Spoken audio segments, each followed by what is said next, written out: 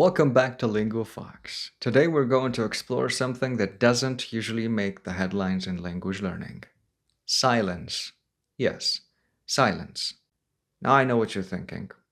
Abbas, how can silence help me speak better English? Isn't silence the enemy of fluency? Actually, no. In fact, the way you use pauses, breaks, and quiet moments can be the very thing that makes you sound confident, natural, and fluent. Think about your favorite speakers, actors, TED Talk presenters, even that one friend who always seems so persuasive. It's not just what they say, it's also how long they don't say anything. And believe me, silence speaks volumes. Let's start by killing the biggest myth. Silence is awkward. Wrong. Silence is control. When you pause before finishing a sentence, you signal confidence. You're telling your listener, I'm not rushing. I know where I'm going. But learners often panic when they don't know a word. They fill the space with endless or worse, they start apologizing. That's what actually makes speech awkward. Silence, on the other hand, buys you time. A pause gives your brain space to catch up, and your listener doesn't think less of you. In fact, they often think you're being thoughtful. Imagine someone saying, the most important thing in life is not grammar. That little pause makes you lean in. If they had rushed it, you'd forget it in 2 seconds.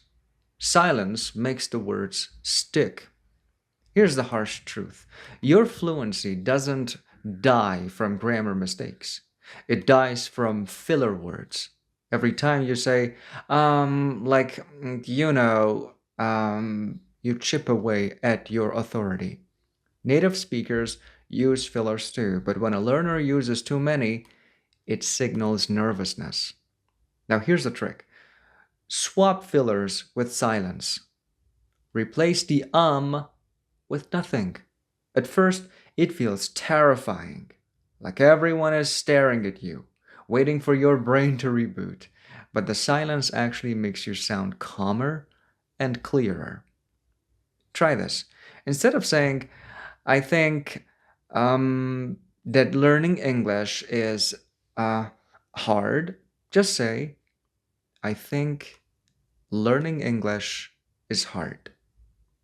Clearer, stronger, more fluent, and no one even noticed a pause, except you. But let's not forget the elephant in the room. Silence is cultural. In some places, like the US, people rush to fill every second with words. In Japan or Finland, long pauses are normal, even respectful. So when you're speaking English, silence might feel like breaking a social rule. Here's the thing.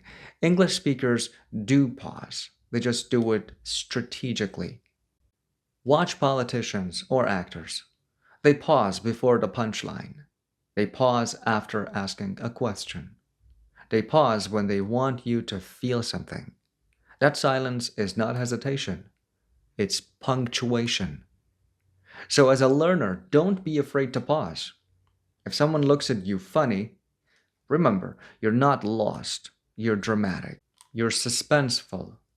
You're practically Shakespeare. You know what silence says? It says, I'm in charge. When you don't rush to fill the air, people assume you're confident. Nervous speakers rush. Confident speakers wait. Think about an interview.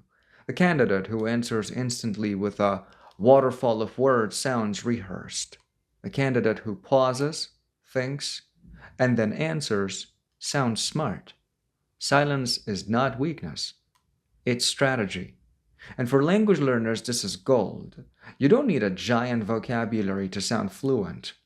You need timing. A pause after a strong sentence is like a mic drop.